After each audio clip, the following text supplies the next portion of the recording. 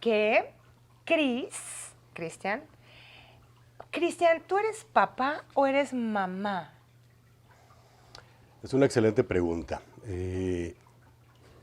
Objetivamente, pues soy parte de una fórmula, un generador de vida, donde hay dos partes intrínsecamente iguales en importancia, el lado femenino y el lado masculino. Eso te lo diría objetivamente. Subjetivamente, pues quisiera ser reconocido en ambos lados. Bueno, sí, soy papá y soy mamá, porque realmente lo hago. Y ya en una parte idílica, pues creo que sí soy los dos.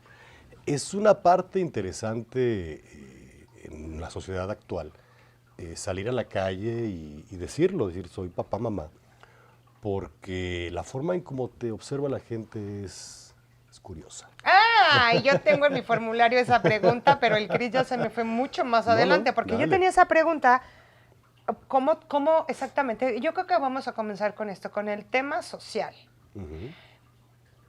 Interesante que tú crías. ¿Desde hace cuánto tiempo tú eres la mamá? Prácticamente desde que nació, ¿Cuántos años tiene Isabela? Isabela se llama su hija. 10 años. 10 años. 10 añitos. ¿En qué momento tú te conviertes en esta mamá? Bueno, en el momento en que la crianza de Isabela termina siendo en dos casas, la casa de su mamá, la casa de su papá, es decir, yo. ¿Te casaste? Sí, sí nos casamos. ¿Te divorciaste? Así es, ahora estamos separados, divorciados. Y bueno, eso nos llevó a ambos lados, a tener que ser papá, mamá, mamá, papá, porque no puedes estar en una dependencia de crianza. Tienes que tomar esa crianza, tomar esa paternidad y transformarla en algo que le sea benéfico a tu hija, o a tu hijo en este caso. Eso nos llevó a una posición donde yo tenía que estar y podía estar con mi hija mucho más tiempo que su mamá.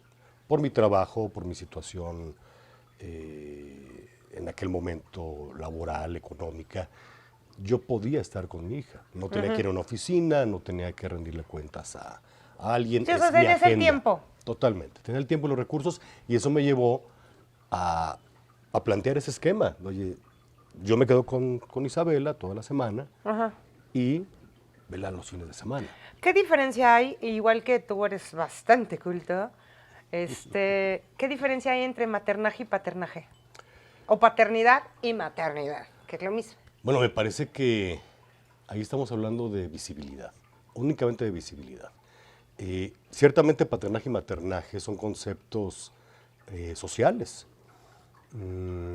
Cuando estás inmerso en esa teoría de los conceptos sociales, los arropas, los aceptas y los aplicas.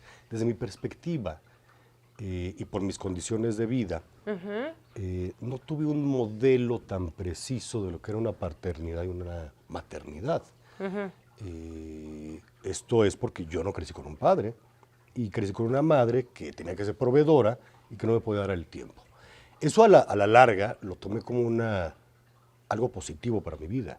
¿Desde qué edad no tienes una figura referente masculino? Desde que tengo uso de razón, a lo mejor 2 años para adelante.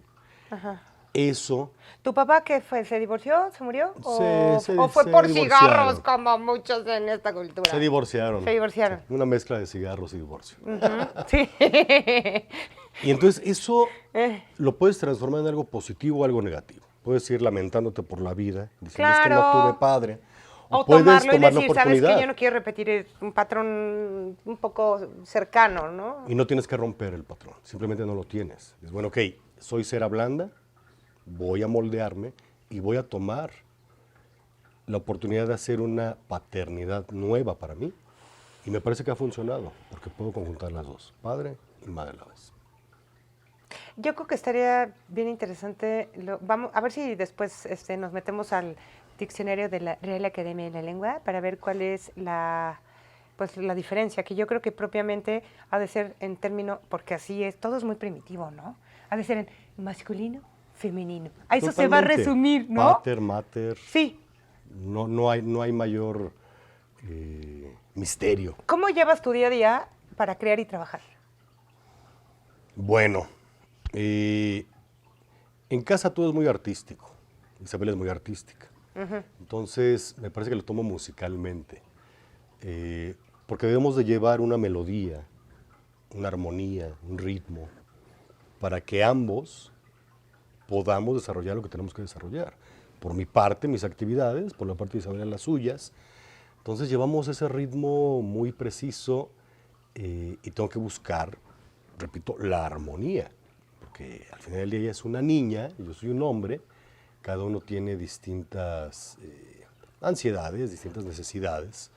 Y si no buscas ese equilibrio entre la crianza, tu propia vida, la vida laboral, pues ciertamente no va a funcionar. Ah, no, eso me queda súper claro. Lo que yo le pregunté a él es cómo lo hace, o sea, el know-how, porque es de vuelta, exacto. O sea, yo sé perfecto, de hecho, voy a incluir algo a tu discurso, que sería, yo creo que es el fluir, justo la armonía. Y la música, pues es esto, es como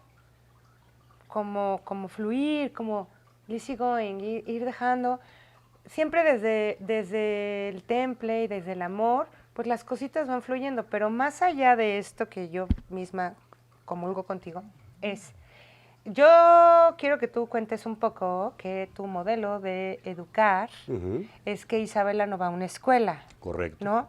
Que esto vendría siendo lo que todas vivimos en la pandemia, ¿no? Es correcto. Cómo justamente en la pandemia se agudizaron muchas cosas, para bien y para mal, como dirían por ahí, ¿no? Que en momento de crisis es cuando sacamos lo mejor de cada uno, ¿no? Totalmente. Entonces, así como todas que nos volvimos locas porque tenemos a los niños en la casa 24/24 y es donde nos dimos cuenta con quién nos casamos y todos no habían distractores. Fue toda una crisis. No habían distractores, entonces al momento de no haber distractores, pues evidentemente el peso de la realidad, pues no hay cómo quitarla y entonces ya la tuvimos que ver, porque la tuvimos que ver, ¿no? Que es lo padre de la pandemia.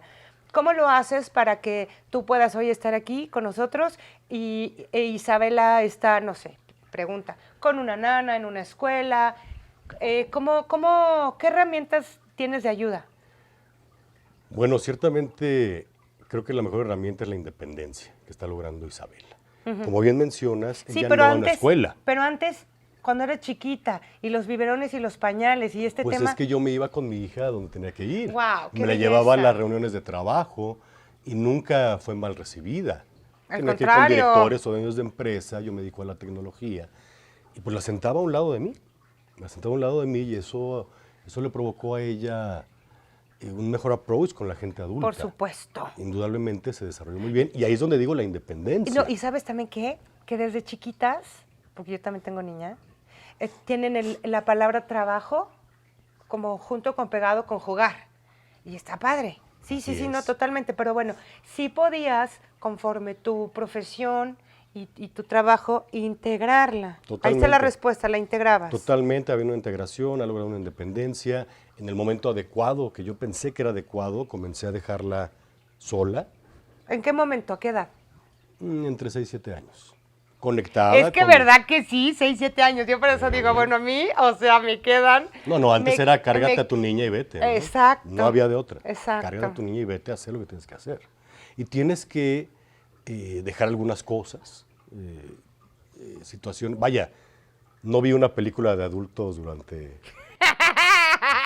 8 años, ¿no? Todo era cine de niños. ¿Verdad que sí? No hay forma. Ay, Cris, ¿cómo me identifico contigo? Por eso era bien importante tenerlo de verdad. Porque más allá de los géneros, tengo unas amigas chiquitas que escuché con ellas de que la maternidad no tiene género.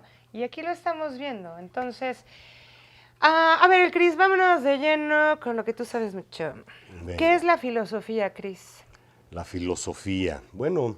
Aparte de amor a la sabiduría, que es lo que significa Sofía. Totalmente, ¿no? ahí nos vamos al tema muy objetivo. Amor a la verdad, el estudio de la verdad. Bueno, aunque ¿qué sería la verdad? Porque cada quien tiene su verdad y no existen verdades absolutas y todo es relativo. Y precisamente Dime por tú. eso la filosofía es tan poderosa.